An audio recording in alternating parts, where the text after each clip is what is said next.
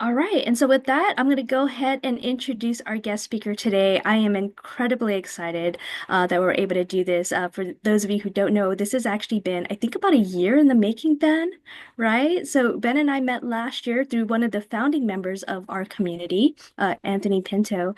And I was looking for someone with expertise in infinite banking concept. So for those of you who don't know, IBC is essentially another financial vehicle when you think about passive income. And so we had started talking and definitely hit it off. I think we really connected in many ways, right?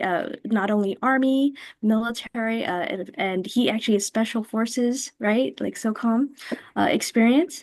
And, speaking on there were just a lot of things that we connected on. But I think what really strengthened our relationship was really being the shared value of how incredible it is. If you know that you want to be an investor, that's great, but most people don't know how to invest or where to invest. And I think, again, he and I share this whole like, if we had known that if there were certain things, right, like understanding your values, understanding a lot about who you are, and how that actually is very much connected to how you invest and where you invest, that we probably could have saved ourselves like what? Tens of thousands of dollars. And so I'm just so excited that I finally were able to get you on here, Ben, even though it took a year. I won't share I won't go to it because I know you guys can read, but man, what an incredible person to have on our platform today. I think you guys are really in for a treat because the things that Ben's going to be able to share with you are things that most people don't even think about or even know to even look into. And I think if those of you who took the opportunity to take the free online assessment so that you know, I will share. It took me about 10 minutes. I will openly share that my result was advisor, and I know some other people in the team.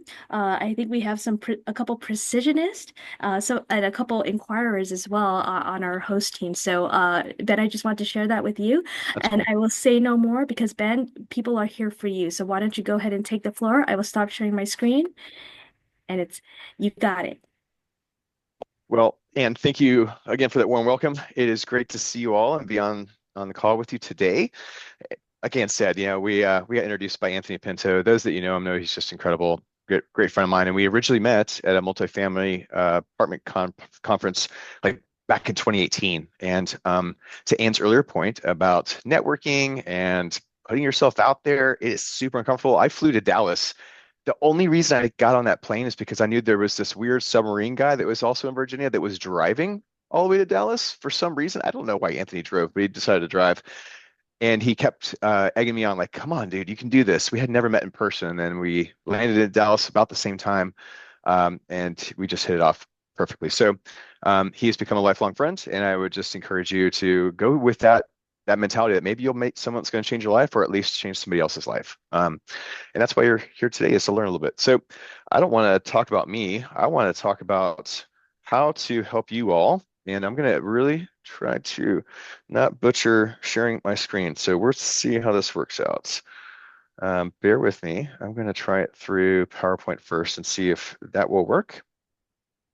And you guys see my screen okay? Yep, we can see your screen. Okay. Is it in presenter mode or not really? It's not. Let's try that. Is that better? It is. Perfect. Thank you so much. Yeah, I we're don't like Canva very much, so this is going to be a lot better. But while we're here today, I meant to put in the chats, just in case, if anybody hasn't done this yet, you still have time. Like I said, it just takes a couple of minutes. So you're going to want to knock this out, listen to me at the same time so that at the end of this, we can put some action to it, not just have this whimsical thing called the investor DNA that you don't know what to do with. So your investor DNA, I'm sorry, Anne alluded to it. Um, I want to hopefully teach you all some lessons that will have you learn at a discounted rate. I paid full retail for all my mistakes. I hope that doesn't happen for any of you. And it's because I didn't have this tool, to be completely honest. I made some decisions. I invested a lot of money. I've lost a lot of money. I have, thankfully, I came across the Wealth Without Wall Street community about 5 years ago. I became a client utilizing IBC, the infinite banking concept. And essentially, what that is whole life dividend paying insurance that we utilize as a vehicle to store money versus a bank account where it's earning nothing. We use the whole life insurance policy to then have access to cash that then to fund our purchases for our passive income. We'll get into that a little bit further down the road, but understanding who you are as an investor is critical. It just is going to shorten your timeline and hopefully lessen the mistakes that you potentially make. So we'll dive into it. I don't have a whole lot of slides, even though I'm a military guy. We're just hopefully going to go and cruise right through this, okay?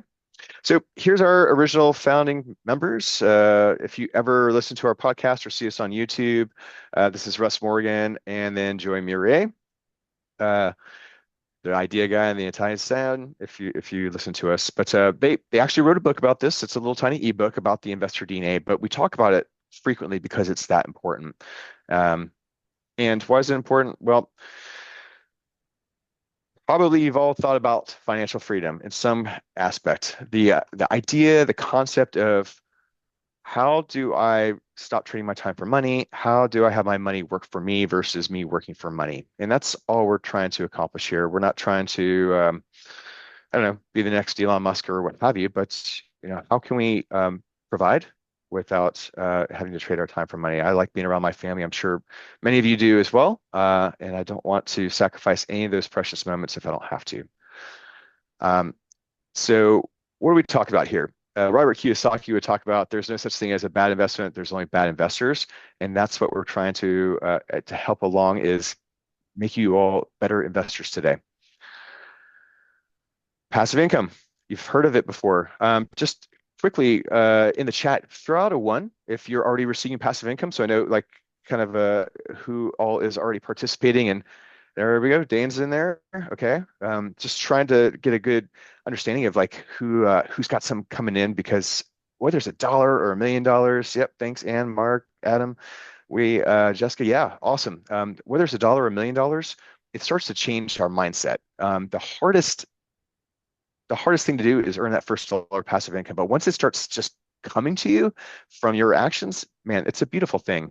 And what I'm talking about here is what we refer to as the financial freedom formula.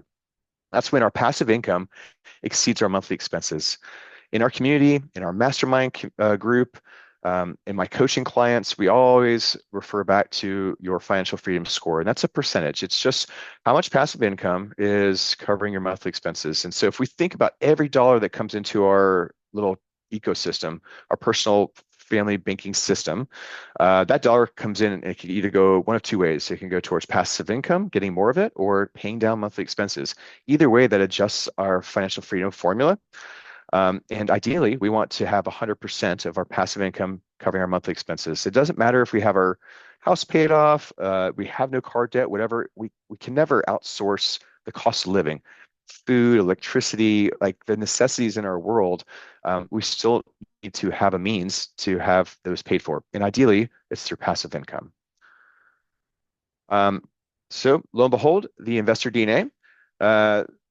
This is I think Whitney said it. It was interesting to learn about herself from just a quiz that doesn't even know her, right? Just ask some questions to get a little bit of interesting or get some little bit of knowledge about yourself to then provide this like 6-page document about all your things. And so hopefully by this time, maybe put a two in the chat. Does everybody have their investor DNA handy? Because I'm going to go ahead and share 2 case studies. Hopefully that will enlighten some more. All right, got some twos in there. Thank you. If anybody's still working on it, I can't procrastinate anymore. I just got to dig into this. I'm pretty excited. Hey All Ben, right. what was it you asked to put in the chat? I'm sorry, I missed I was that. just, if you had already accomplished the investor DNA, throw Oh, me a oh two in there yeah. just so I know. But got some porn in there. That's fine. I was trying to procrastinate a little bit longer in case someone was running through it. But as long as you have it in front of you, this hopefully will be helpful. I want to really spend most of the time exploring it and then talking about how to put it into action. We talk a lot about our buy box. Our buy box in our community refers to what is my unique gifts or skills that I've learned through my investor DNA, and how do I put them towards passive income opportunities? I recognize ADPI is kind of like the predecessor to this group, and they focus a lot on real estate, which makes perfect sense. We have a lot of military related families, and so when you PCS, when you're moving, all those things, it makes a lot of sense to accumulate more rental properties, and so that's a perfect springboard for creating passive income. I'm going to open your eyes to a little bit more of passive income opportunities that you can find. And the cool thing is there's no real limit on the creativity of how to create passive income. Um, but you just need to know your buy box. Your buy box might be my passive income buy box, because I have two, an active and a passive.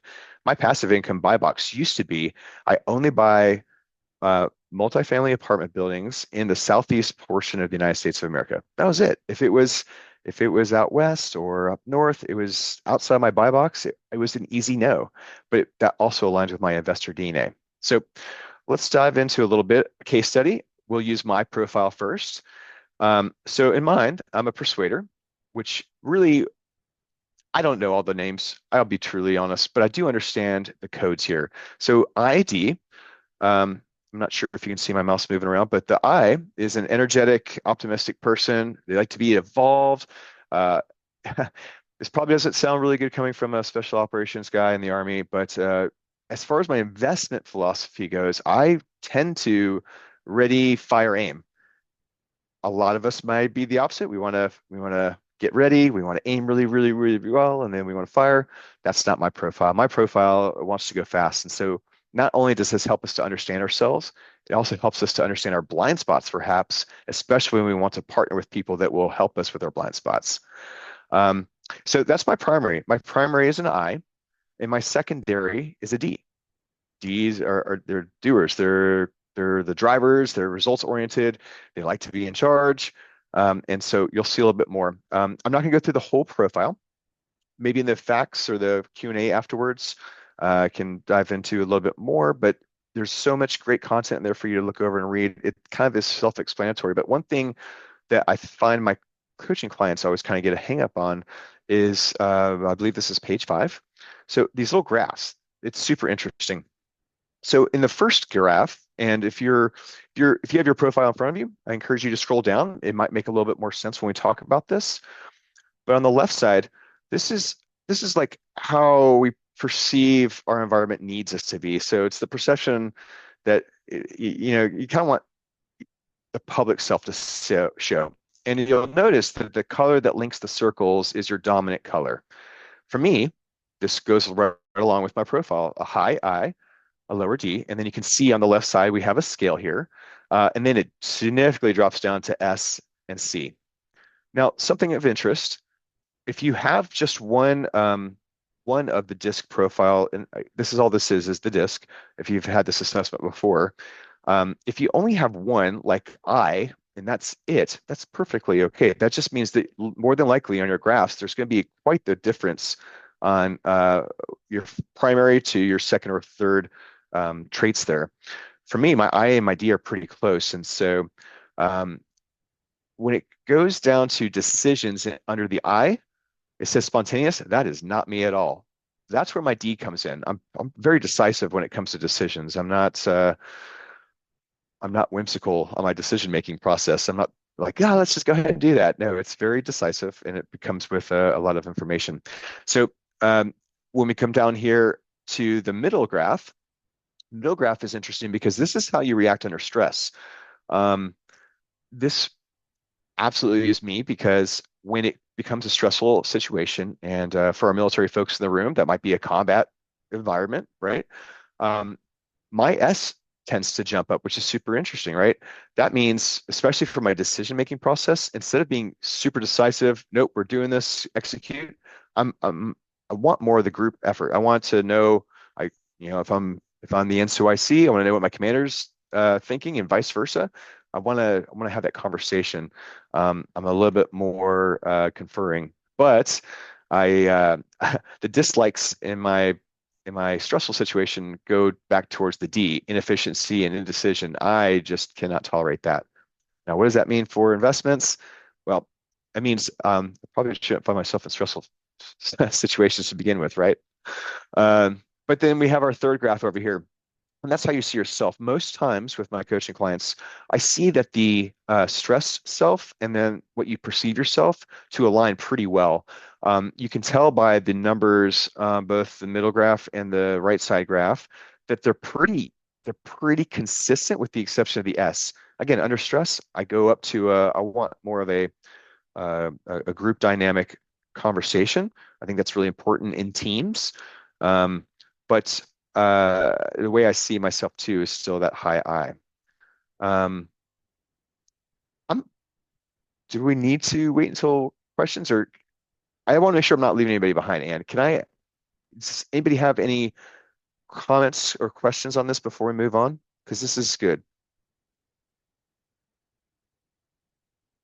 Yeah, Ben, it's your show. So if Ooh, you I feel love like that. the visual helps, you know, encourage questions that are relevant and it helps, I mean, that's we can certainly do that. I'll ask the team to, if you see anybody raise their hand or whatever, just to please interrupt me. But otherwise, this is more for like our I and D type folks. You'll see that there's a lot more control. There's a lot more persuasion. They're going to move and run fast in their investments. And so while that's all fine and great, some of the downsides to I's and D's, when I say downsides, what I really mean is blind spots.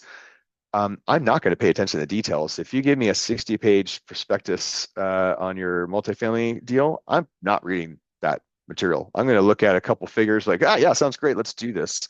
And then I'm gonna move forward. That's taking action, but maybe it's blind action. And so that's what I was, one of my um, one of my failures was short-term rentals because I fell in love with the idea of the business and the amount of money I can make on it. And it was just out of alignment with my investor DNA. And the reason I say that is because it was a done for you model. This person had a business. I wasn't anywhere co-located with these short-term rentals. One was in North Carolina, one was in Texas. And the whole idea was they would have co-hosts. They ran it. I put up the money for the funding of the short-term rentals, the outfitting of them, all the furniture, so all of the fixings. And so it was a pretty significant amount of money for each of those short-term rentals. Um, Things were going okay for maybe 6, 7 months. And then the day before Christmas Eve, that guy came across the net, sent an email to all the investors and saying, hey, we're going out of business and good luck. And that was it.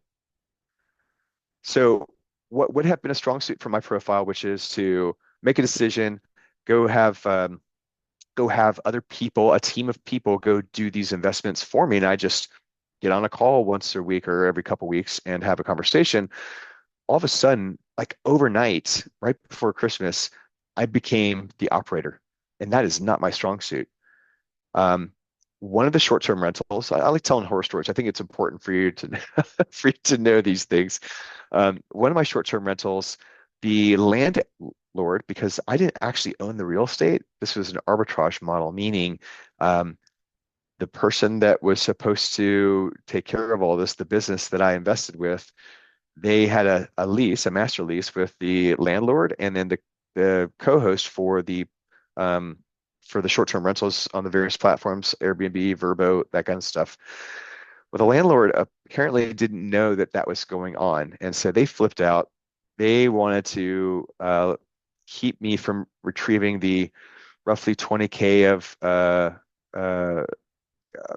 uh, furniture and furnishings that I had put into that rental. So that turned into a nightmare of me needing to drive down with a 24-foot box truck, download all that stuff in like a weekend and get it out of there before she put a lock on that door.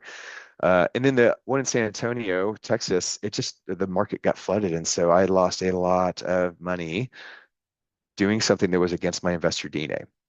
The original the original plan would have worked out greatly, but I didn't think about the backup plan. I didn't think about how could I lose all my money? How could this go wrong?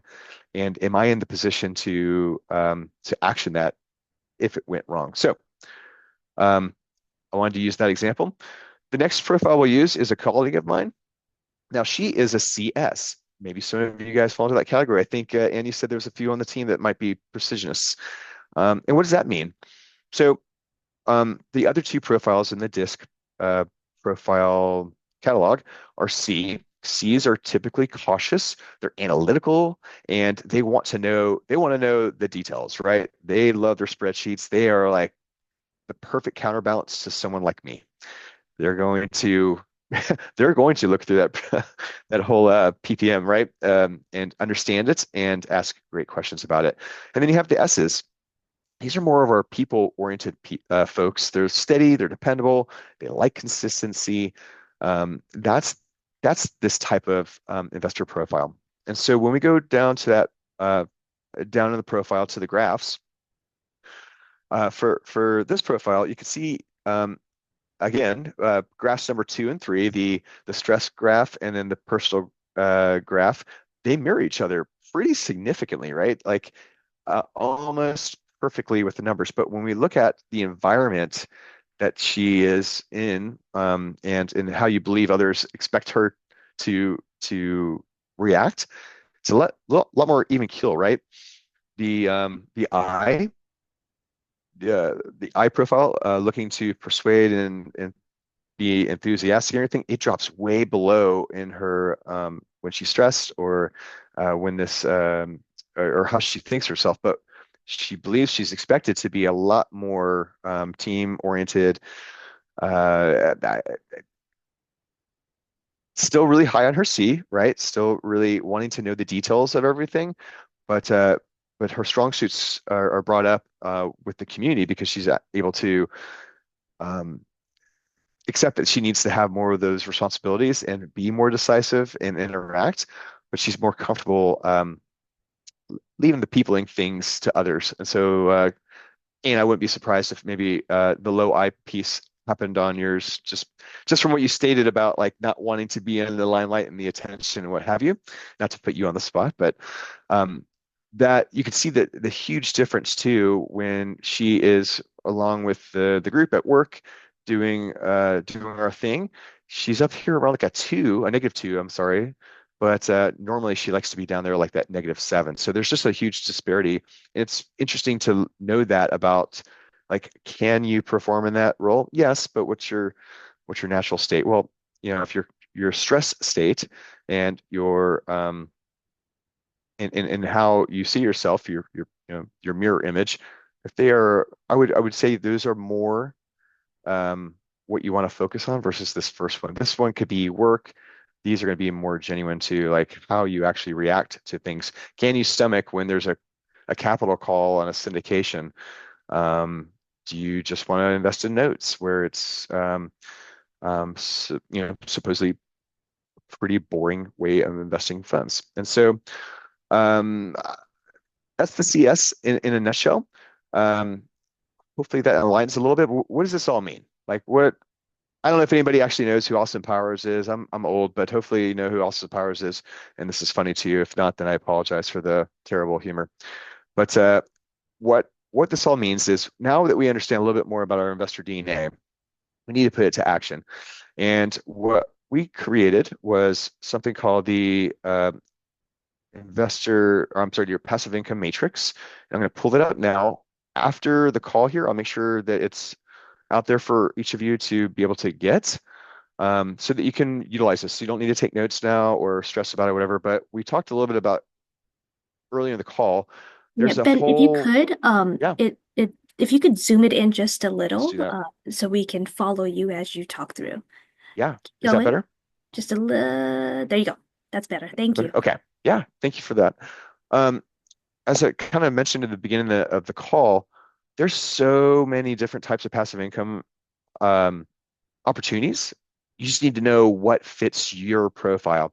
And so we have a few different tabs here. We have pros, cons, key factors, and then if you want to hear a little bit more about it, we have some links to podcast episodes. But based off of your profile, D, I, S, or C, and you probably want to take your high one. So for me, it would be I. For each, it could be somebody different. But when we're looking at this, I know there's quite a few people that have long-term rentals in here. And so you would want to just see the pros. Okay, for me, relationships, I like relationships, creativity, problem solving, like that sounds great to me. Um, Now, to some of the cons or maybe some of the blind spots. Again, if we go to the I for long-term rentals, it says each deal may be unique and require individual effort crafting. Well, that seems like really time consuming. I'm not sure if I like that. That's interesting. I'll keep that in mind. Then we come over to our key factors, and I think this is helpful for us as well too, because I know I've had a lot of good ideas, or so I thought, good ideas in the past, and maybe they weren't good ideas. But if I could go back to my investor DNA, if I could see things like this, it might help me to determine if that's really smart for me. Um, I talked about short-term rentals. The way that we obviously there's caveats to all these things, but the way that we kind of classified this was for time. If if I'm a busy, active duty military person, I might not have 5 to 20 hours a week, and so a 3 or a 4 might be out for me right now at this stage of my life. Um, or I know some folks on the call have young kids. This might not be a good thing for me, short-term rentals. But if we're talking about long-term rentals, okay, maybe I need 5 to 20 hours. Well, how do I mitigate that? Maybe because of my investor DNA, I know that I don't want to spend a lot of time on it. I want to make a decision to move on. I need to find that um, that person that's going to take care of the property while I'm gone. If I'm overseas, if I am stationed elsewhere for a period of time, that property manager, who am I putting in that position to turn this from a 3 down to a 2? But generally speaking, this is what we kind of came up with. Capital, we talked about that. What do I have to invest today? This is where IBC can come into play. If I don't have 25K, well, I can eliminate all these fours right now because that might be too much for me. Um, Same with our influence. Influence required, what we're talking about is like what am I having to communicate often? Short-term rentals, if I have a co-host, I don't have to put a lot of effort into that. Land flipping or land investing, you're going to have a lot of influence in that starting off if you start the do-it-yourself model. And then detail, like how much detail is involved in there. I can tell you as an ID person, I don't want a 3 or 4. I really don't. That is outside of something that I would find enjoyable. So ones and twos are probably more what I need to look into. So case in point, if we look at long-term rentals versus turnkey long-term rentals, that's probably going to be a lot more of what I need to focus on for my investor DNA. And so I think that is all had to share today. I know it kind of went quick. I know it's a lot, but I would love to pass it back to Anne and answer questions if you have them. Yeah, well, thanks, Ben. No, that was great. And I think I heard you say that you will share that matrix with the people who attended here today Is so it that good you to get put a in the chat? chance. Yeah, that'd be awesome. And so with that, I think we could go ahead and go into our next segment. Oops.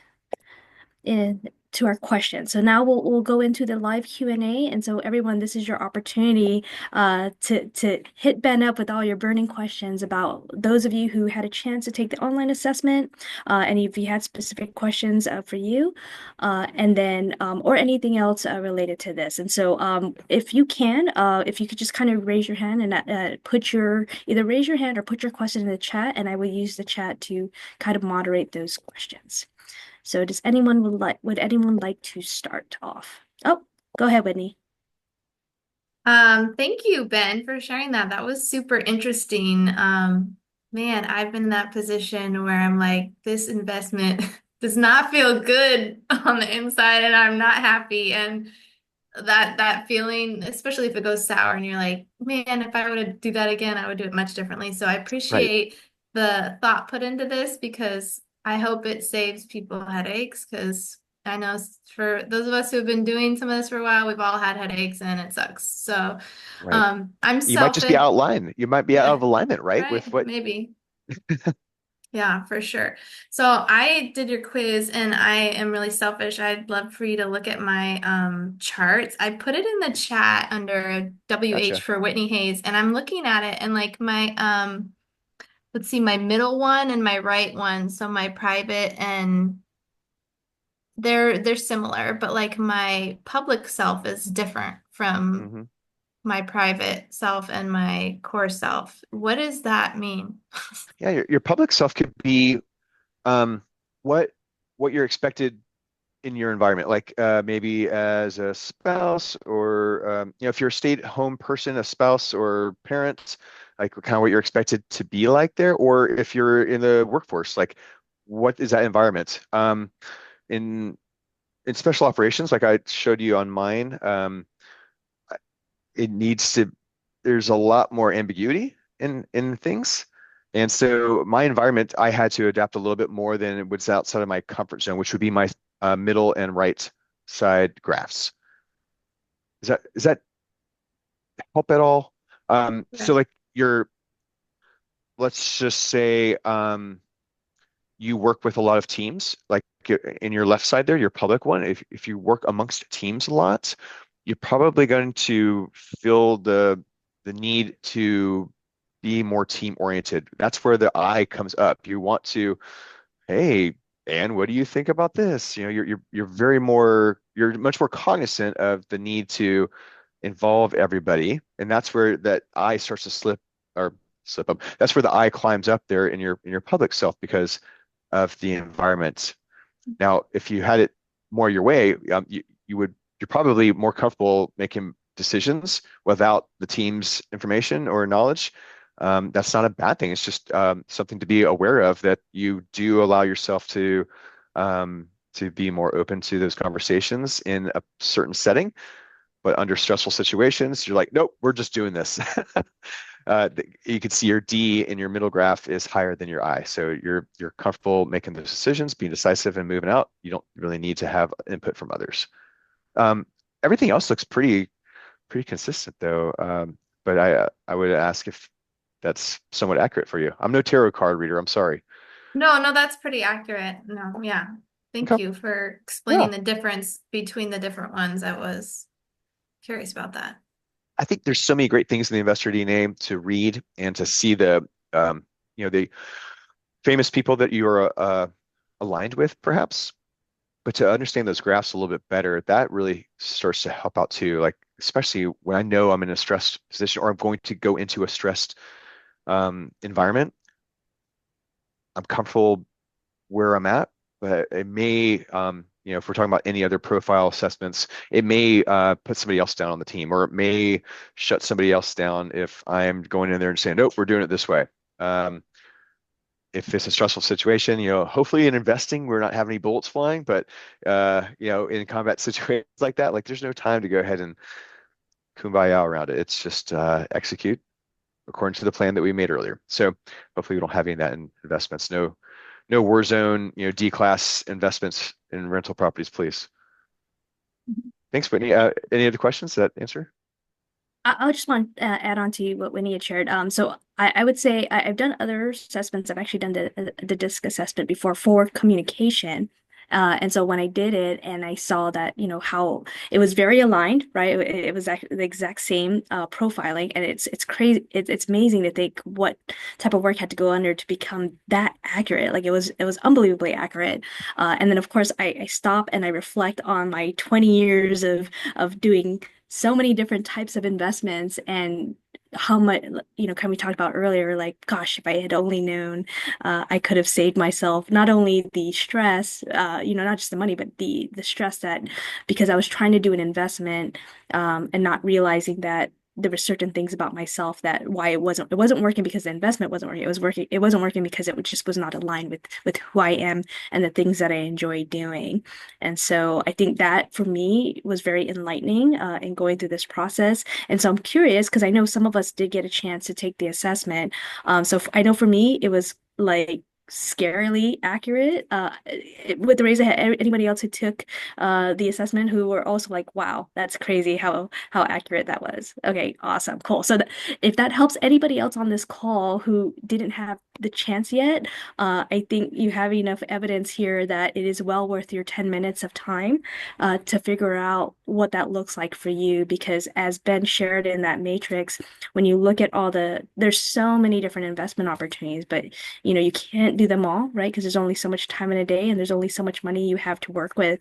So if you had to narrow down what makes the most sense for you, having this type of information, I think is really good. So I just wanted to encourage everyone, if you haven't had a chance to take it, please do. It is well worthwhile. And even better is Ben is giving it as a courtesy for those who are on this call today. So definitely do that.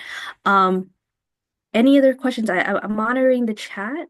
Okay, so I don't see any other. Does anyone have anything else that they want to share or ask Ben directly?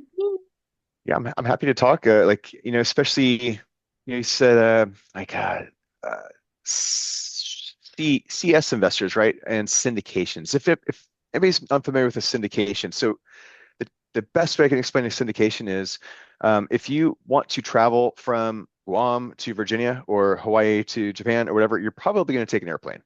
Well, you buy a seat on that airplane for that one-time flight, and so do 100 or 200 other people. So each person is buying a seat on an airplane so that it can be affordable to move that airplane from one place to another. That's syndicating in a nutshell. You're syndicating funds to have a common thing happen. And for a lot of our CS personalities, syndications, as far as I think Annie, you said you're an LP in multifamily, like that might not be a great thing because you don't have control over that.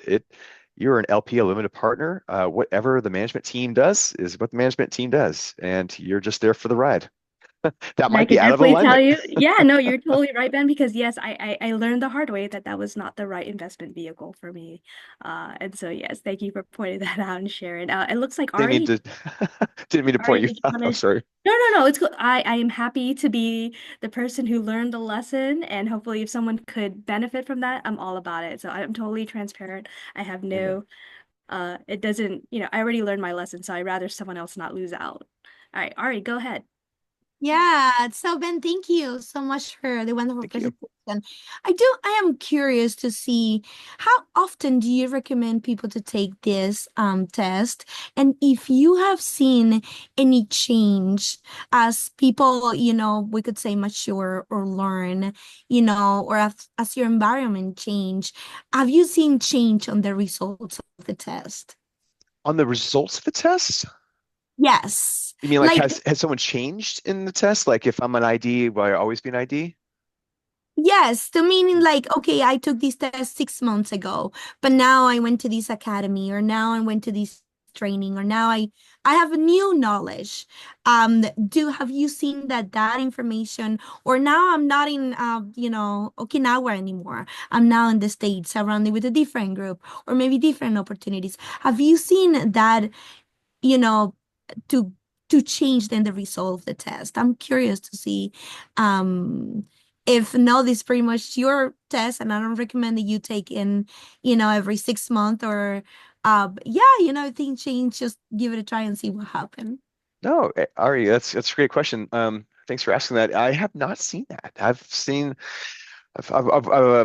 analyzed hundreds of these things with people, and I have not seen anybody's test scores, if we call it scores, change. Um, it's just the investor becomes smarter. They recognize more so about themselves. You already know about yourself. I mean, you're all grown folks. You know about yourself, but to have just this third party resource kind of pointed out to you and put it on black and white, not only again your strengths, but some blind spots. That's that's you. Like that's just what you were given. Your skills that are very unique to you. They may be similar. Maybe there's other CSs or other IDs or whatever amongst you, but you're still very unique yourself. And the way you think about things and your experience level is going to be different. Um, this is just kind of like the the core traits that you have as an investor so that you can make more informed decisions. It's a great tool to be able to utilize that when you're um, IRRs are great, AAR or yeah, AARs are great. Like understanding what your return is going to look like when it comes back to you, and all these things are fantastic. But if it's going to make you miserable, just like a job, if it's going to make you miserable, is it really worthwhile? Understanding this now will save you a lot of time and a lot of money. So I don't think it changes. I haven't seen that, but that's a great question. It'd be interesting if someone did have that. And Curious I'll to share see my how it could an event or just learning or how we our perspective of life change as we mature. I would say how those metrics will change for them. So I'm just researching me was curious. Yeah. You should be Thank able to take it again in the future if you wanted to.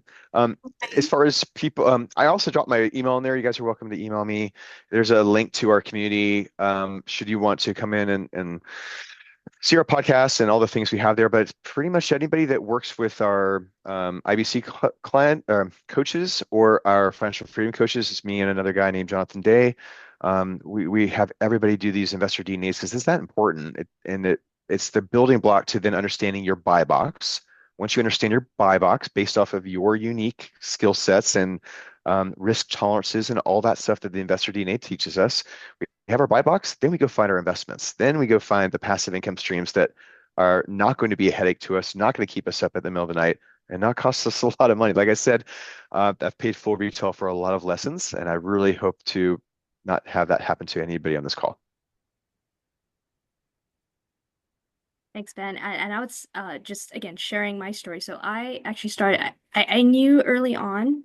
So in my early 20s, I won't share how old I am now, but in my 20s, I 21. I knew I needed to invest. Right. I want to invest in my future. So I knew that, but I didn't know anything about risk tolerance, values, or even vehicles. I was just like, all I know is stocks and real estate. Right. So the first thing I thought was stocks because I didn't have enough capital, right, to get into real estate at the time in my early 20s. So I started with stocks. But what I learned too is that if you wanted to hire a financial advisor, actually most financial have a threshold of how much assets you already need to have invested in order for them to work with you. And that Yeah. threshold, at least for me at that time, was 50,000. So I was like, what, 2022 at the time? Like I didn't have 50,000. Didn't even earn 50,000, let alone have 50,000 saved, right? And so the guidance from the advisor was, well, why don't you use those online tools, create your account and invest yourself? And I was like, okay, well, I know I want to invest, so I'm just gonna, do stocks and I'll just figure it out.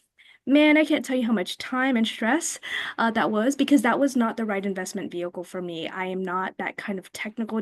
I think to be really successful in stocks, you have to understand all the data, right? You need to understand financial statements. You need to understand how the business, there's so many things that you need to know and you need to learn before you make the investment. And that was not for me, right? I mean, and it wasn't because I didn't try, right? I tried to read books, I tried to do all this stuff, and it just bored me to tears, right? I couldn't handle it. I didn't like it. And therefore, that's why I wasn't successful in it. I could not do stocks by myself because doing it felt like more work and more misery than anything else. And so it didn't work. So when I had the opportunity to go into real estate, right, it felt much more natural, right? The things that I enjoyed about investing were already inherent in being a real estate investor. And so once I started doing that, that's how I was able to really invest and generate passive income and all that stuff. And then when I had the thresholds that were required by these financial advisors, then I was able to hire a financial advisor to do the stock investments for me because I knew I sucked at it and it didn't give me joy.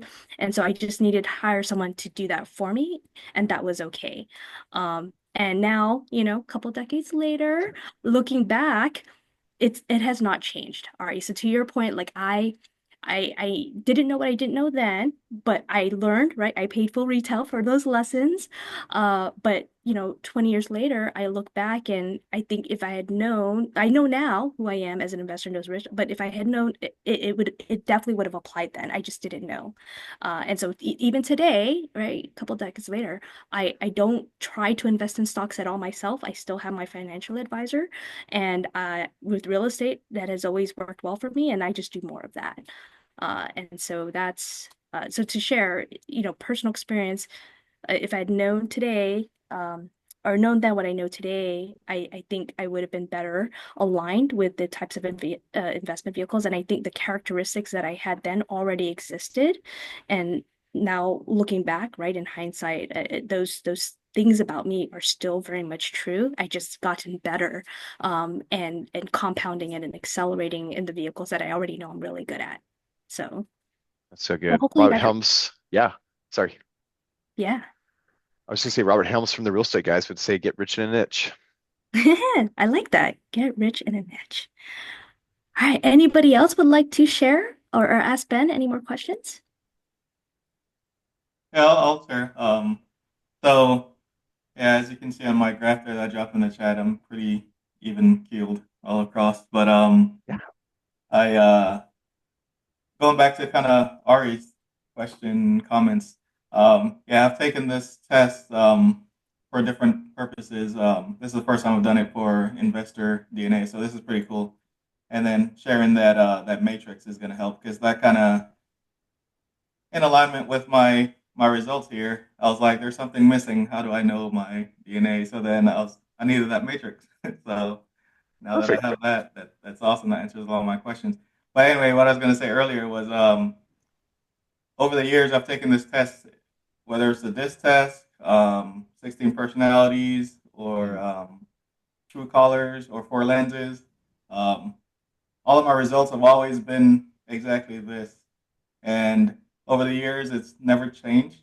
What changed is my understanding of the different things or growth in different areas. So then I kind of know what to expect or know a little bit better what those things mean for me. Um, so yeah, Aria, I don't think like once you're you, you're you forever. It's just now you know your blind spots or you have a little bit more knowledge on certain things, so then you just kind of know what to do with that information. So That's so good, yeah, Dane. That's a thanks. good That's day. so good. Yeah. Yeah. I definitely was curious if there's certain things or metrics that would change based on what you have gained, but no, that's good. That's good to know. No, like and Dane's too, right? Like so how he kind of perceives that people see him or need him to be on that left side graph. There's a much larger disparity between the different traits. And I don't mean that in a negative way, just there's more numbers between, right? There's more grid space between those numbers. But when it comes to a stressful situation in the middle grid, they compact, right? So like your seed goes from like a 7 down to a 5. The D rises closer to 0, so you're a lot more quick to make decisions. You understand the time factor of things. And that's also important to know about those age-old things with syndicators or anybody that's like, oh, I don't know if this deal will be here tomorrow. You got to act on it now. Like you could be inclined with under that stressful position, like, okay, I'll make a decision. Whereas maybe you just don't let them affect you on that one. So and that's really cool, Dane. Very even, very even.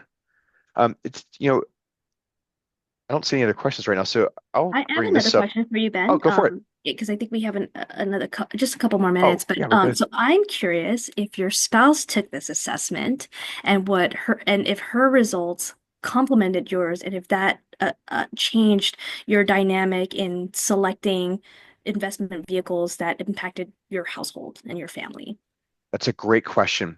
I'm going to disappoint everybody to say no. My wife has zero desire to do anything investing, but she likes to be my sounding board. That's a deal we made a long time ago. I will say though, my oldest, he is 17, and I had him do the investor DNA. That was interesting, and it enlightened us tremendously why sometimes we're like this and sometimes we're like this. So I'm an ID again. For the I'm influential. I like to have the people conversations and things like that. Even though I'm an introvert, when I'm amongst my people, I can be extroverted. It's totally fine. And then I'm a D. Like I could be stubborn, hard-headed, all the things. Well, he's a CD. So where as an I, I'm like, let's run fast and do dangerous stuff. He is a C primarily. And he's like, whoa, we need to look at the numbers, the details. We need to focus down and in first, and then we can make some decisions. But when we get into our stressful positions, both of our D personalities come higher, and that's where we clash sometimes. So maybe you have a coworker like that, maybe you have a family member like that, where sometimes you're just like cannot see eye to eye. You might be really aligned in these profiles, and that definitely can be something that you need to be aware of, that when there's a stressful situation or something like that, that personality part is going to rise to the surface. So how do I mitigate that? How do I, prevent that? And it's not trying to do any voodoo or anything. It's just understanding your team and your family and how to integrate with them a little bit differently. I invite you to have your wife do it. You're like, that'd be cool. Yeah. Yeah, I actually, so I did have her do it, and I'll share. So I assessed that as an advisor, so that's SI, I believe. Mhm. And then she came in as a precisionist, more like a C, I think C and Yes. F. And yeah, but that was enlightening because as soon as I heard her results and she shared it with me, I was like, right? And actually, when you look at how we as partners make financial decisions for our household, it's so fitting, and it really reminds me of some of the things I need to be mindful of about my core characteristics that are probably in direct conflict with her core characteristics, and how we need as each other's partner to communicate differently to give each other what we need to assess whatever investment we're looking at and whether or not it makes sense, not just for our family, but for us as individuals, right? And coming together for our family. Yeah, I definitely encourage for those of you with spouses or even older children who you want to encourage to look into investments. I think, again, understanding this is so key. It's so important. And right now, right, we have this conversation about investments in general, but I think with the disc and understanding your values, this bleeds into so many other aspects of your life, how you communicate, how you select business partners. Exactly. It's significant. Yeah, I definitely want to emphasize the business partner piece just because I need someone to be detail oriented. That is not my natural gifting. It just Mm. isn't.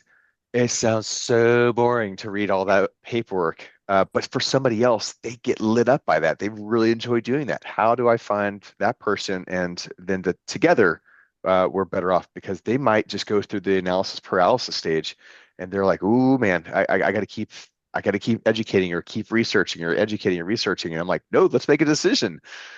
So they work off of each other really well. Whitney, I think you had your hand up. Yeah, I just wanted to say that I really like this because I talk to a lot of people who like are just so paralyzed by fear or lack of education that they don't want to do anything, right? Because they're like, oh, I don't want to lose money. I don't want to invest it because what if it goes bad? And as someone who's had things go bad, also, I know that that sucks. But what I try to always tell people is like, there's a there's a cost for not doing anything also, right? Like Opportunity cost. if your money is sitting there, and I've been in this boat too, as someone with a really strong S, right? Before I pushed myself out of my limits, that I'm losing money by not doing anything with it. It's Mm. just losing money. So as much as it sucks sometimes to learn the hard way with a deal that goes bad or a bad business partner or whatever it is, I ideally like you said, you're aligned and you know what your profile is and you can mitigate those, but that there's also a cost to not doing anything and not knowing anything. You will lose money that way, guaranteed. Such a good point. It's a really good Yeah, point. awesome. Well, thank you so much for sharing all that, Whitney and Ari and Dane. Like lots of good stuff here. I'm going to go ahead and move us into our closing. If anyone has any additional questions, I believe right here on the screen you see Ben's email address, also the website. I think in the chat he also dropped his link. So if you want to learn more about that community, you could do that as well. And so getting into just kind of wrapping this up for everybody, I just want to share, this is our 15th episode as a team putting on for this community. And, we're always interested on things that we could do differently so that we continue to add value. You heard Whitney in the beginning say that, we're really committed as a team to continue to create opportunities for us to network and learn, and we just want to keep getting better. So I think in the chat we'll be dropping the the survey.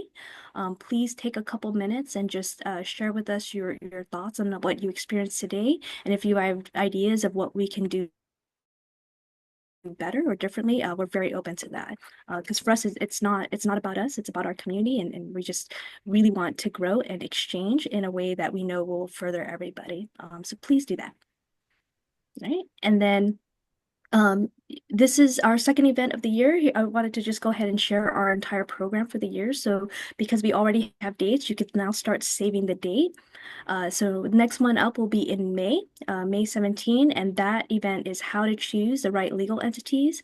I'll tell you, since we've been doing this, the three topics that always are in demand are taxes, Japan as an interest in the real estate market, and for sure legal stuff. And so we definitely, even though we covered some of this before, because it's such an important topic and people have interest, we're definitely doing something again this year for that. And so again, save the date for the rest of the year. Okay, and another save the date for you guys. So of course, what you're experiencing today is our virtual event, which we do every other month. We also wanted an opportunity for us to all meet in person. I'll share with you a lot of the people on the team. I didn't get a chance to meet them in person, some of them for almost a whole year that we had been engaging on a regular basis until we had this opportunity here, the Asia Pacific Real Estate Investing Summit, which is hosted on Guam. And so we already have the date, April 3rd and 4th.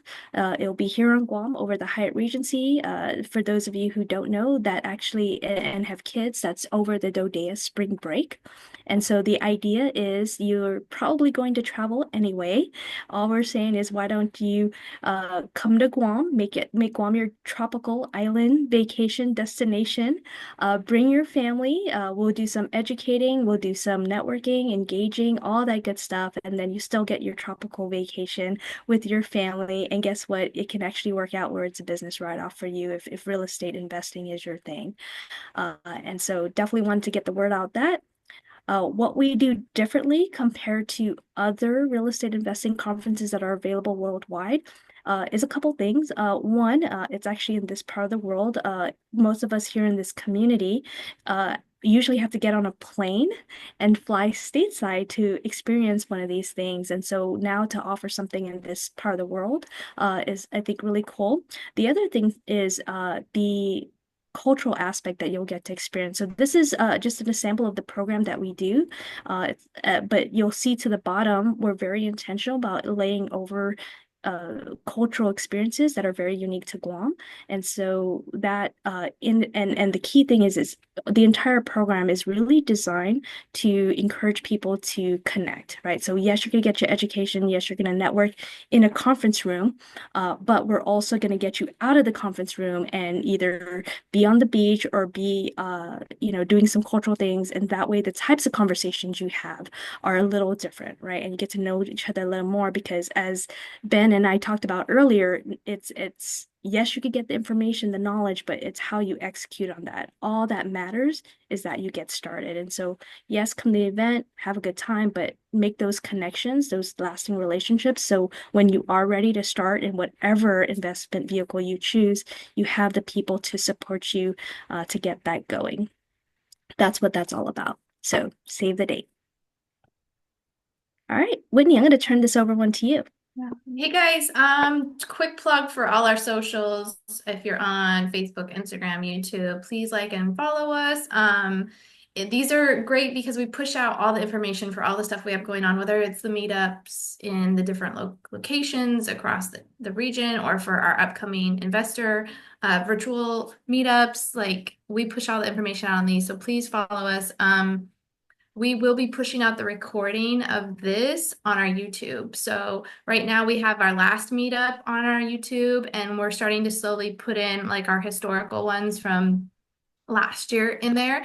So get on that, subscribe so you can make sure you're updated when we load those recordings in there. If you want to watch those back played, so you can look at, the information that Ben had on there, we'll have that on there. And then our If you are interested in hosting, we do have a couple locations that are needing hosts. We don't have anyone there. If you can go ahead and scan that little QR code, and it'll prompt you to send an email to our Asia Pacific email and just let us know you're interested in learning more about hosting. It's super great for just building community. Like, it's no stress. Normally we organize speakers to come in, but if you just want to get a coffee chat together for your community, it's great for like getting to know people, learning, connecting, finding opportunities, talking about maybe your business if you have rentals or you're looking for somebody for whatever it is. Hosting is such a great opportunity if you're looking to grow and connect to folks. So please reach out if you're interested. Again, scan the QR code. Thanks, Whitney. I appreciate you sharing all that with the team. And so I just want to close on this note. Ben, thank you so much for your time. I know it's you're on the East Coast. It's, better things that you're probably doing with your Friday afternoon, evening, but you carved out time specifically for this community. And the insights I think you share are just so incredibly valuable. I hope everyone was able to take that away from this conversation today. So again, thank you so much for your time. I'm so happy that we were able to do this. And for everyone who also could have had other things that they could do on a Saturday, thank you for taking the time and joining us. I'm really hoping you walking away with some really great insights that have informed your investing strategy. And more importantly, that you made some connections today that will be part of your overall investing journey. So again, thank you for being here. We'll see you on socials and until May. At this time, this closes the official segment of our event. Wei, would you mind turning off the recording?